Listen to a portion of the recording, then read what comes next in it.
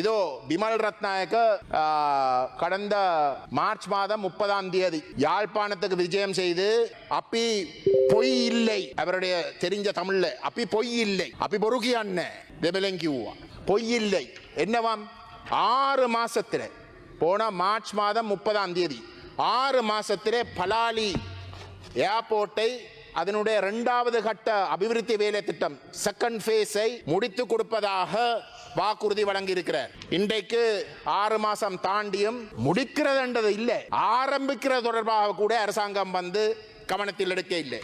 கதை மட்டும் என்ன பிரச்சனை? நிதி இருக்கு, அந்த அபிவிருத்தி வேலை செய்யறதுக்கு வந்து ஒரு நாடு முன் வந்திருக்கு, ஒரு அங்குலம் கூட கூடுதலான காணி எதுவும் தேவையில்லை, அபகரிக்கிறதுக்கு தேவையில்லை. இருக்கிற நிலைமையை வச்சுக்கொண்டு உங்களால செய்ய முடியாது. ஒரு வருஷம் போச்சு, இப்பதான் வந்த நாங்கள் 5 வருஷத்துல ஒரு வருஷம் போனதுக்கு அப்புறம் இப்ப கதைச்ச பிரயோசனம் இல்லை.